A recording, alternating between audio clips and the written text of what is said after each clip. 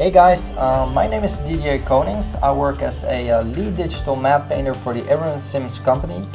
In this tutorial we'll be using Photoshop to create an abandoned city map painting.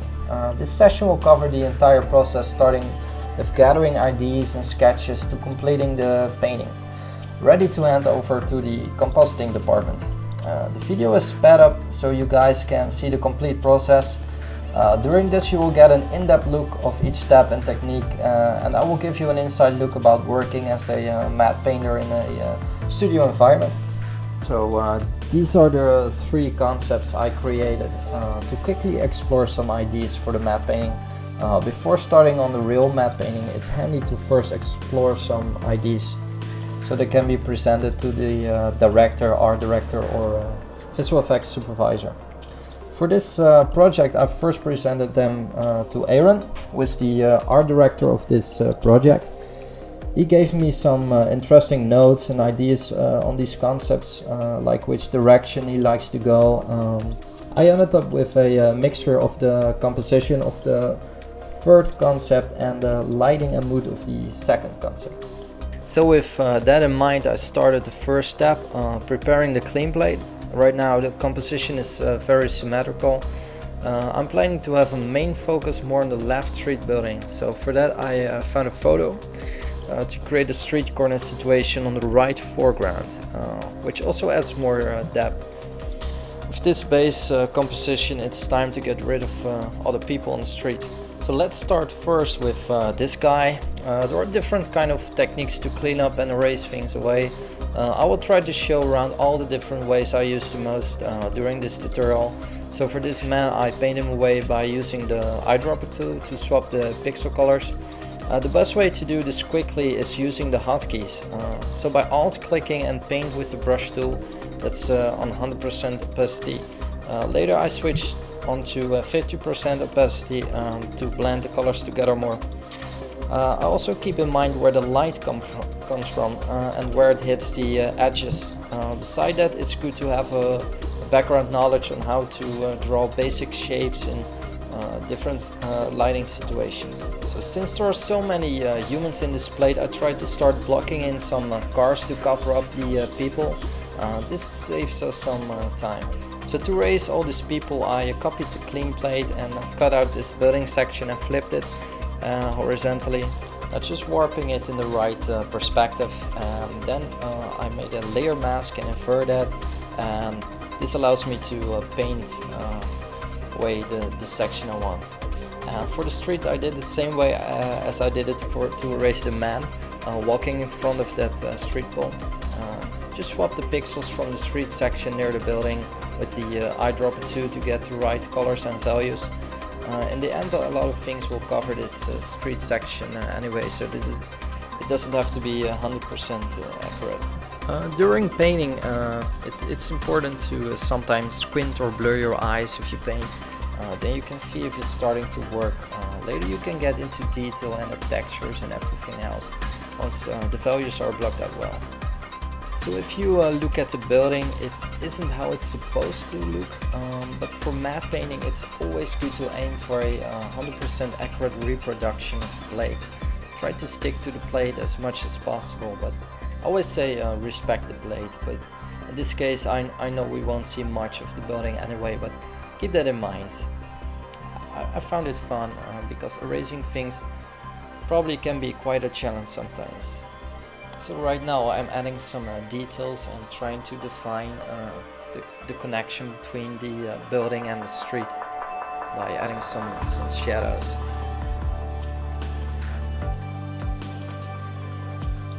This part of the street is turned out to be a little bit soft, so I add a texture to break that a little bit up, give it more detail and stuff. This area is now completely cleaned up. Slowly starting to feel abandoned already, so that's good. If you use elements from other photos, it's always good to double check if it's clean and cut up well. Like this car, sometimes there could be some trash of the original photo or some transparent bars or something like that. Always check that. I found this cool wrecked bus here. first thing I do is check if this image will work with the plate before I start cutting it out. So it looks like this might work. While using the drag tool, you can press any number on your keyboard to quickly change the layer opacity. Always press 5, which makes it jump to 50%. So always cut things out.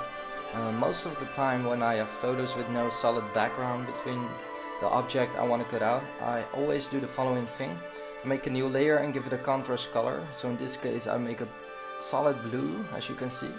I drop the layer behind the image layer. Now on the image I create a layer, a mask. There I paint a line around the edges of the bust. Now the blue color from that layer underneath reveals itself. So I'm not painting with blue. And you can clearly see the line.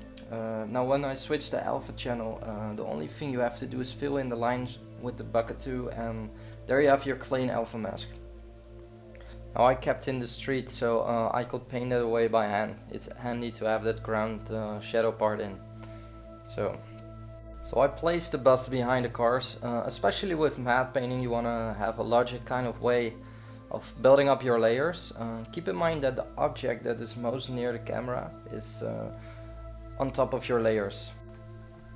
Now I always keep my layers intact and use adjustment layers to do corrections.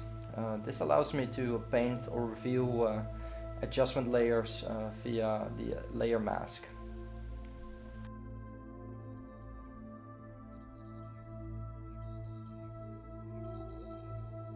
Here are some yellow caps that will be my foreground elements. I use the same technique as the bus to cut them out. Again, make that blue solid color and put it underneath as a reference. And just follow the edges of the car while painting on your layer mask.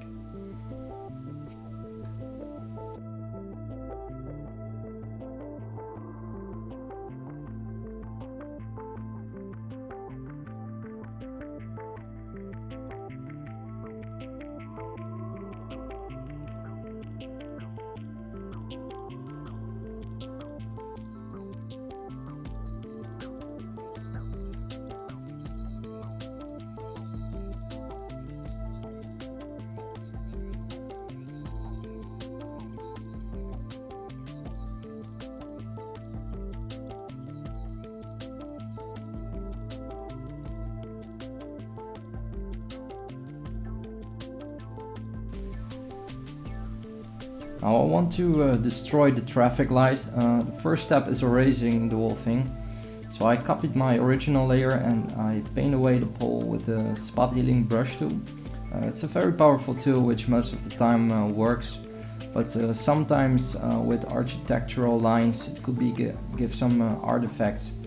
So in some cases I cut out this section and simply paste it on top, and then I warp it in the right perspective, and then I fix some connections by painting it.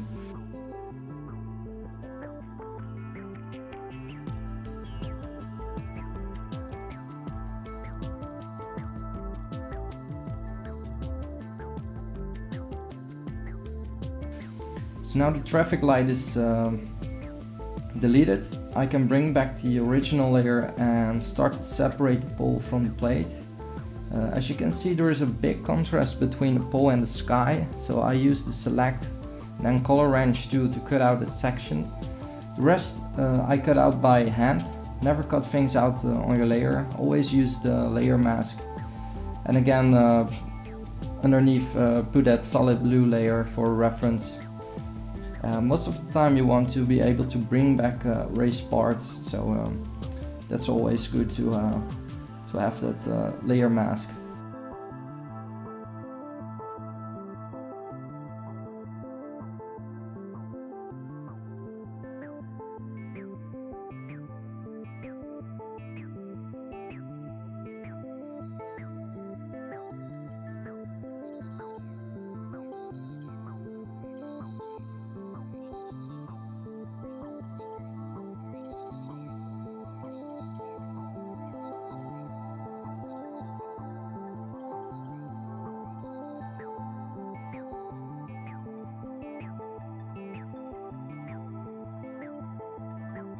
By right-clicking on your mask, you can pop into the Refine Mask menu. So So right click on your layer mask, and there you can do some final changes to your alpha channel. So right now here comes the fun part, destroying the pole. And just ask yourself here, what was the reason this thing broke down?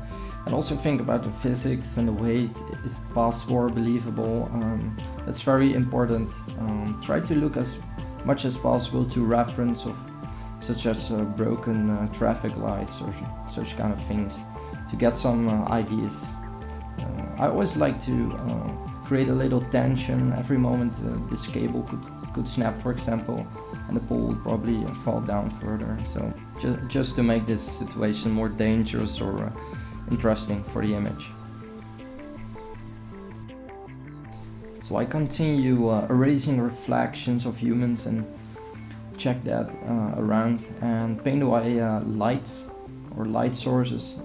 Probably the power left the city without electricity.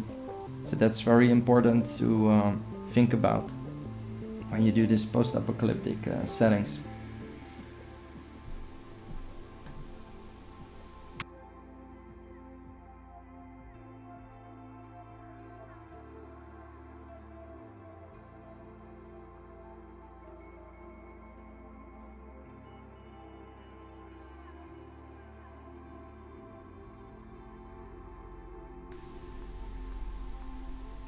So I painted away the humans in the reflections and the light sources. Another element that always works is creating cracking and swelling in the street. So I paint the original image on some parts back, so it blends the two images more together and lets it feel more as if it's the street from the plate. Most of the time I color correct photo elements by eye with levels or curves. There are also other great tools in Photoshop for doing that, which I'm going to show you guys later.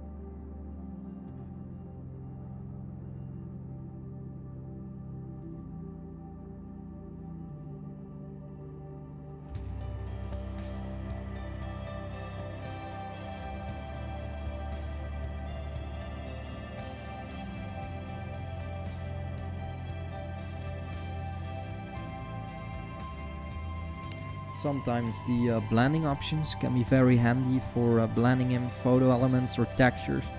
If you want to keep the darkest parts in an image and erase the brights, I always use the multiply. And if you want to erase the darks and extract the lighter parts, always use the screen. Those are the blending options I use the most. And then with the levels, I try to match the black levels to the right values. Always be careful with your values when you start using the blending options. Most of the time it's going wrong there, and you can easily have black spots or value problems with the blending options. So always keep that in mind.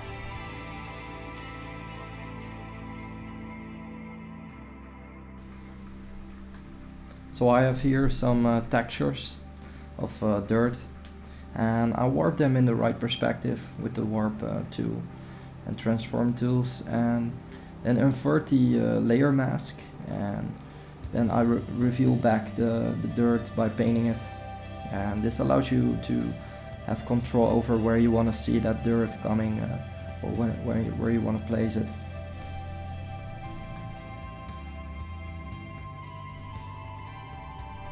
So I have this very cool texture here of burning metal, And I already have an alpha layer from the car, so if I drop a layer on top of that, I can let them use the same alpha, as you can see. So if you keep the Alt key pressed in and hover over your thin line that separates your layers in the layer menu, you'll see a drop down symbol. And if you click, then you'll see that the layer on top is using the alpha as the layer underneath. Yeah, that way you can keep that layer within your alpha. If you press Ctrl T or Command T, then right click on your canvas, it will reveal a drop down menu where you can choose warp and transform tools. It's also very handy when you place these textures. So as you may have noticed, this canvas is a really wide angle. It's like a panorama.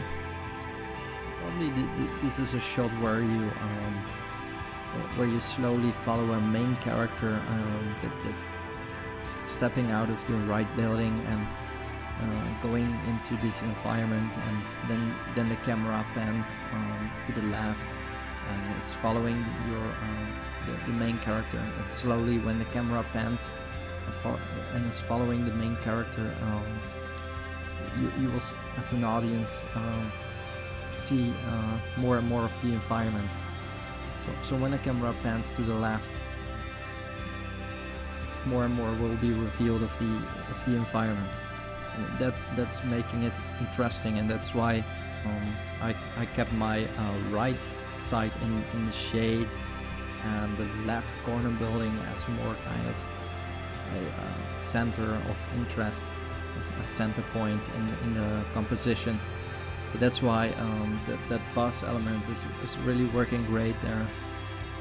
What's also good to have on this kind of wide panorama shots, so it's never going to be seen like this. It's always gonna be a cutout of this. So it's always good to have a layer on top of everything, where you mask out the final resolution. So you can check with that layer and how it's going to look like when this shot is final.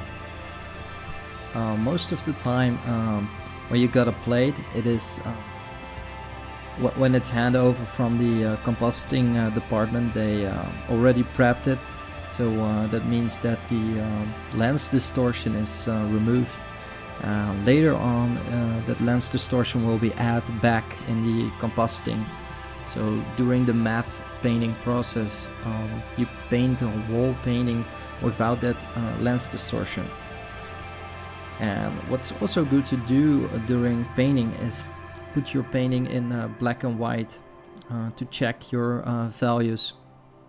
You can do Command Y or Control Y to use that as a hotkey for a color setup in Photoshop.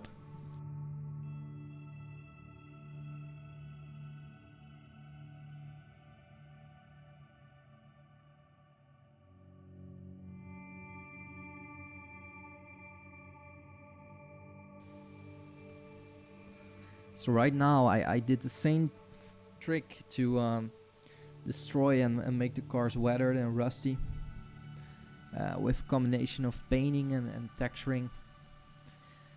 Destroying everything is always really fun to do. Breaking all the windows and thinking about what would happen if the city was abandoned for 10 or 20 years.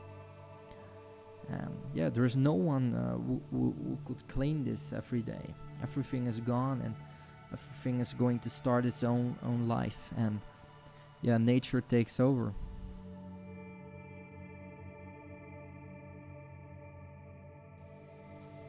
And the reason I think this is really fun is you can during this process you can think about what happened here. This all kind of little scenes that happened. Why is this car broken? You can think about that kind of stuff during making this. Somebody flew through this windshield or something like that. you can make it up. Let your fantasy go.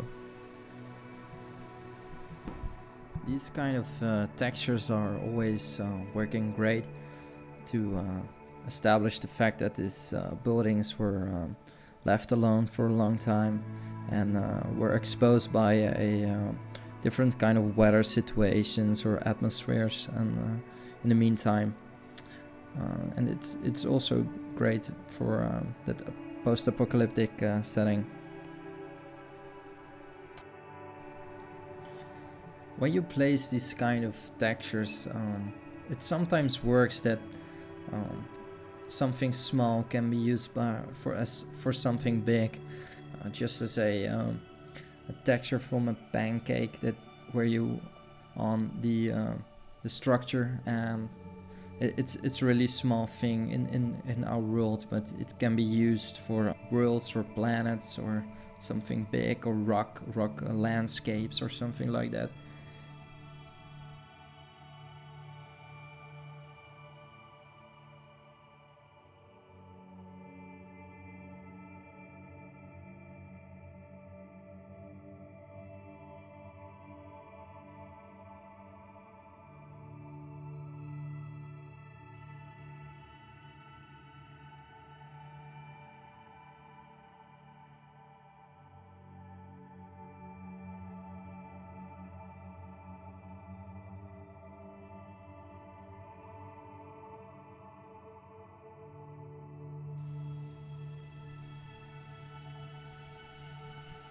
So something terrible happened here, as you can see with the bus.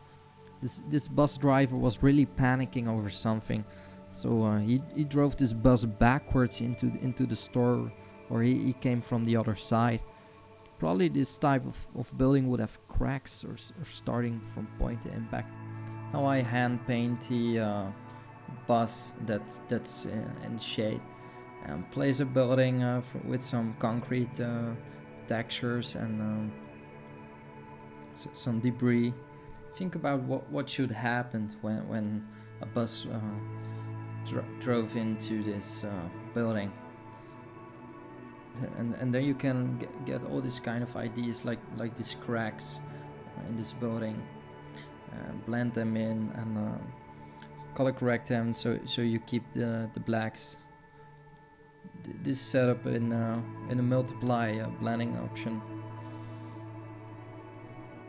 And the thing is with matte painting that you most of the time want to use as much as photo elements as possible, but sometimes you need to fix some things in paint that's easier, but that are most of the time just small things, like this element with cracks to create this really nice cracked texture on this building. But right now I'm hand painting the cracks for the that are going in the other direction. That's what you do during matte painting. Just fix these kind of things with paint, and try to use as much as photo elements as possible.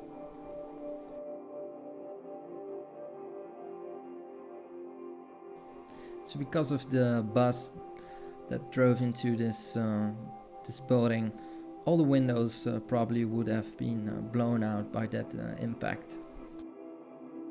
So right now I'm blocking in some building in the distance that's leaning on another building.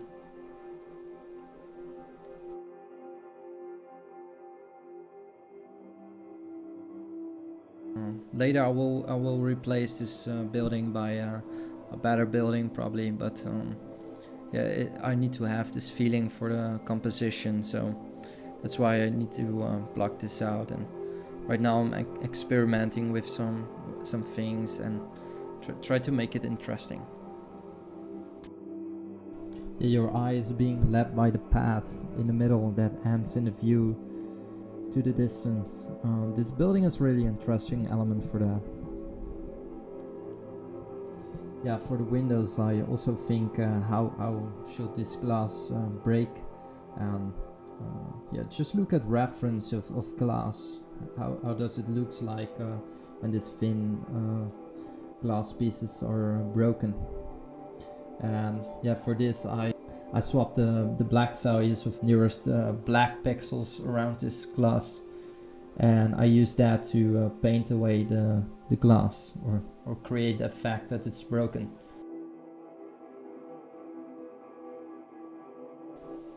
Yeah, probably a fire or a explosion or a shock wave was the cause of all these windows that are shattered. And yeah, keep in mind during painting, make all the windows be shattered in a different way, so it makes it interesting. Yeah, for this window I created a adjustment layer and add a big contrast in that layer, and then invert that alpha channel and destroy that window by revealing that adjustment layer by painting it back. That makes it look like we're looking through the glass and seeing what's behind it.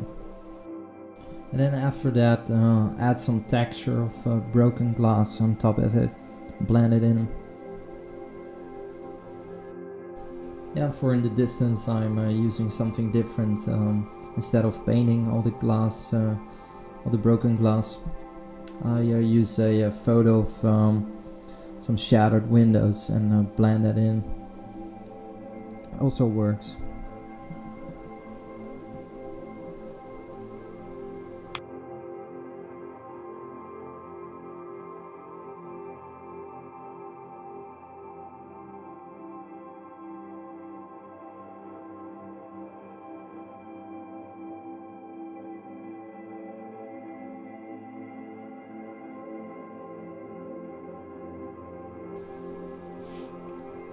Now here are some photo elements of plants I shot in my dad's photography studio. Since there is enough contrast, I could easily cut them out with the color range, which you can find under the select menu. Then adjust the alpha with the levels. And yeah, I have a lot of grass pieces cut out already that I've saved to a huge library of elements I've gathered and photographed over the years. It's always good to have this kind of libraries. So right now I'm going to place the vegetation in combination with painting the grass with some grass brushes. And you can also create brushes from these photo elements, which yeah, is always handy to have.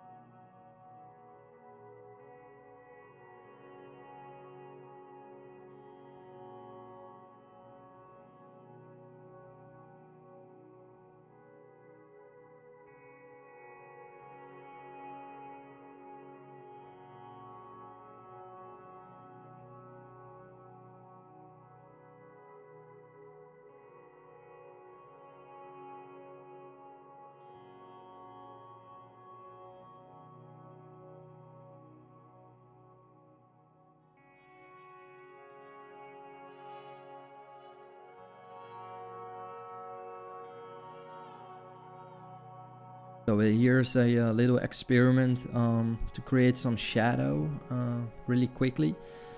I copied my layer of grass and vegetation elements, and then I darken it to black with the levels, and then I put it under my layer, and right now I'm revealing that and I also blurred it, which creates this kind of shadow for the plants.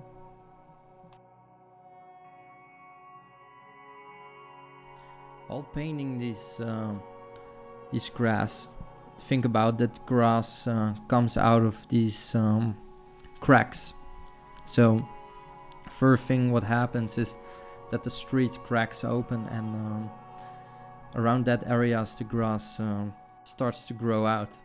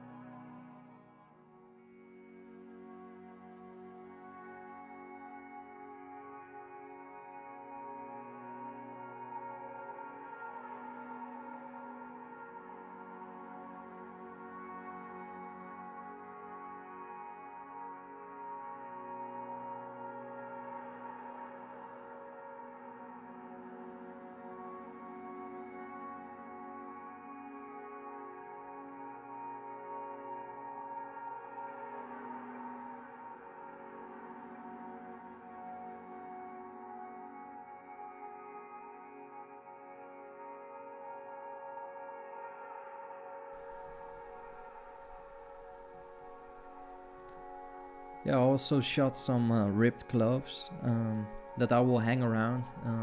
Yeah, it always subconsciously gives the impression of clothing ghosts.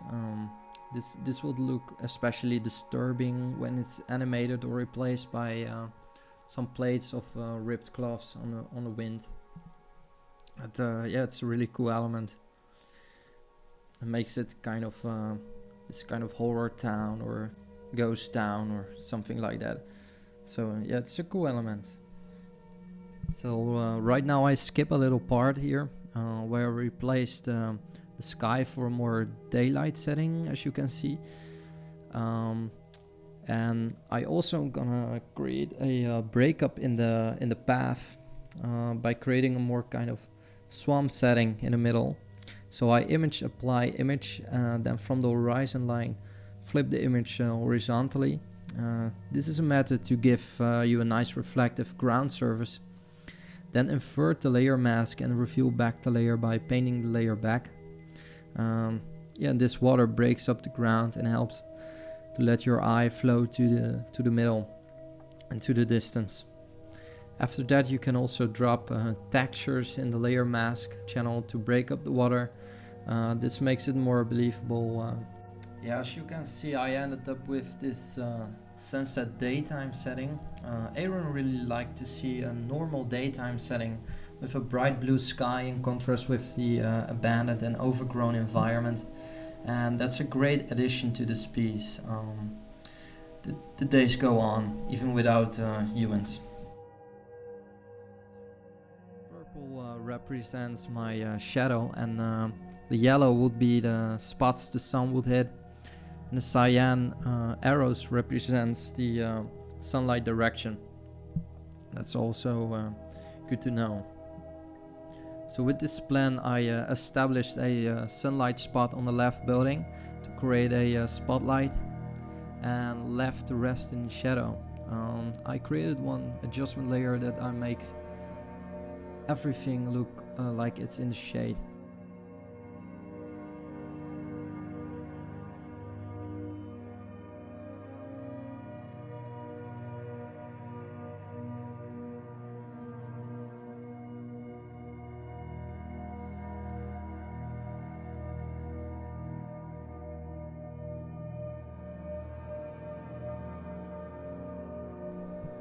Now I created this lighting setup with adjustment layers.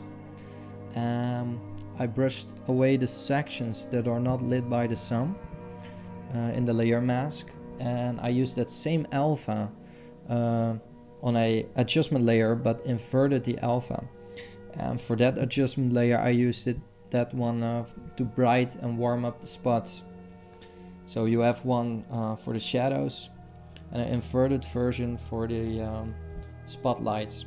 This allows you to paint sections that were supposed to be in the shade, and yeah, this creates this kind of depth, as you can see in this balcony section. I always like this kind of daytime settings where the sun is almost down.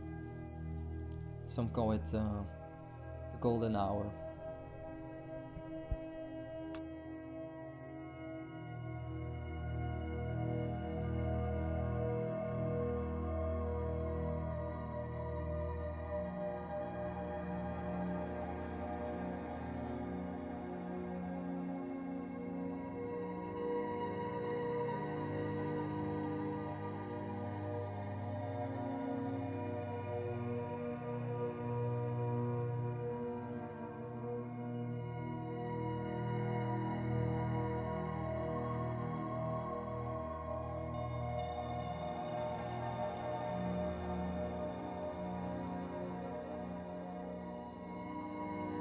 Since we already have the alpha of the yellow caps, I can easily use that to wrap some lines around the car edges to make a quick selection out of that. Also, as you may notice, I replaced the damaged leading building in the distance for a better one. one that's more readable. Now I want the building to show up in the reflection of the reflected building. Just a hint. So I flip my canvas 90 degrees, holding the R key allows you to flip it. Now you have to imagine that the end of the building is our new horizon line. So once you see that, it's the same trick we did for the water.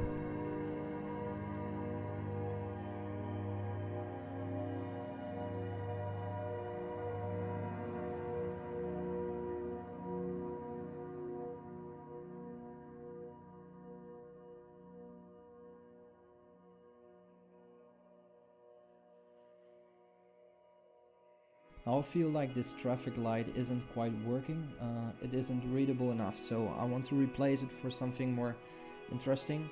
Now there is this technique called match color.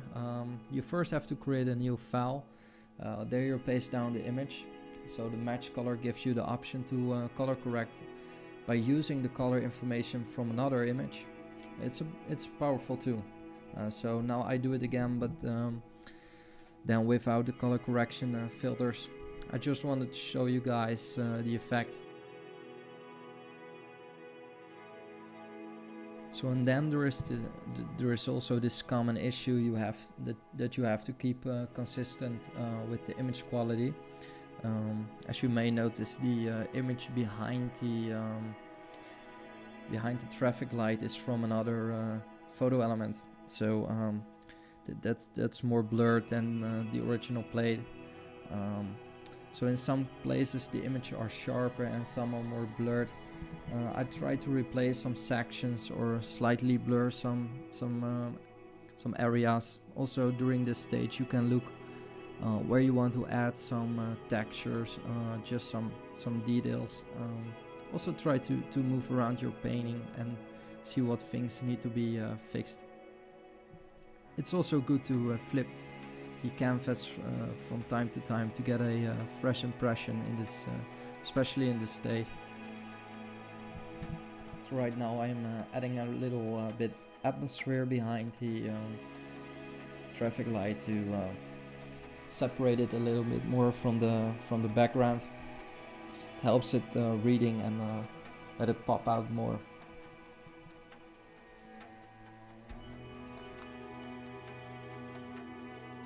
So I'm gonna replace this add object on the cap for a better, sharper version.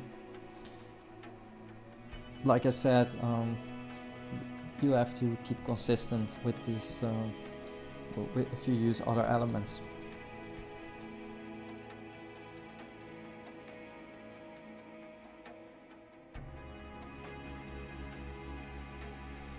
It's always good to have a very big reference library for this kind of things, with rusty cars and photos of abandoned places and stuff, to generate yourself some ideas about how a car would look like if it's left alone for 20 years, or abandoned houses that are that are destroyed and overgrown by plants. This will give you some very good ideas about this kind of when you do this kind of things.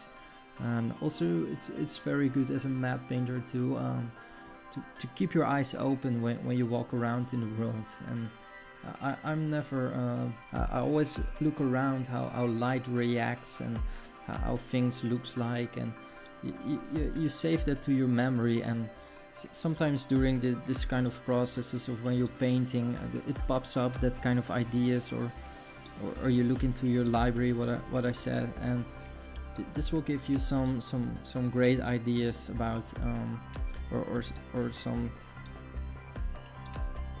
more natural results to your painting, and it adds a lot to your believability. This is the center focus in our painting.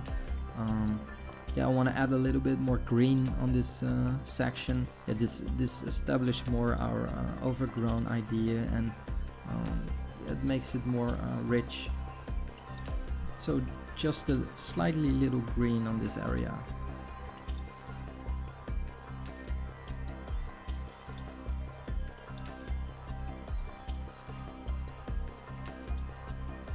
Yeah, painting is really the most fun part, or the relaxing part for me for matte painting. And it's what I enjoy the most, and I like to paint and set up your brush well, and add details to stuff, and really zoom in or on some sections and try to make it come alive. Most of the matte painters do concept art or something like that on the other side, and yeah, then it's always good to paint or to keep painting.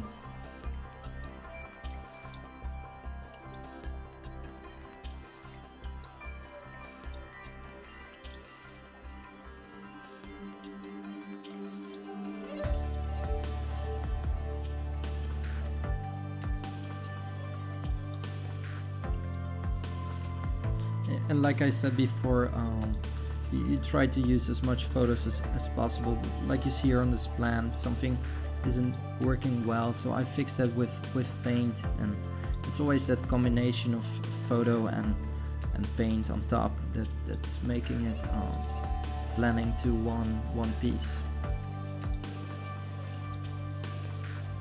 As you may notice, I flipped the canvas horizontally, so yeah, all these kind of things just pop out for me right now that aren't working well, and try to make this area, for example, more richer or something like that. But that's always good to check, and most of the time an art director or supervisor comes by, and they always have a fresh look on your work, so it's very valuable as an artist to write all those things down and make a list of things that needs to be done. So I always have pen and paper on my desk, and when they come by, I always write that things down, and just check it off when it's done.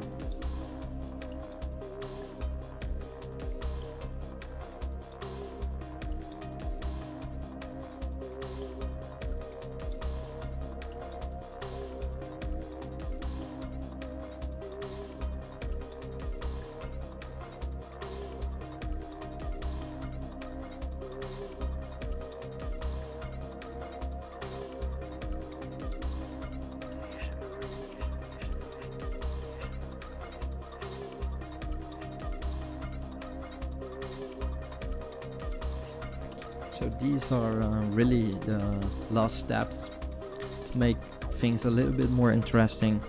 Right now everything it looks good, so yeah, it's just adding some details, or try to make it look more interesting on some spots. So yeah, just try to fix everything, blur this section out, look around in your painting, what needs improvement, or what can be better. So this is really the last step, and then after this you're gonna collapse all the layers, or and use all the mats you have to separate them. Right then it's ready to hand over to the compositing department. Yeah, from my experience, it's usual that it's bouncing back from the compositing department, because some things need to be changed, or some mat isn't working, something like that. So yeah, if this painting needs to be projected on a 3D surface, then yeah, sometimes you have to paint some extra things you don't have right now.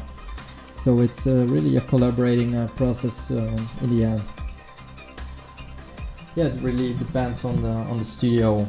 Sometimes a matte painter does only the matte painting, or sometimes the entire shot.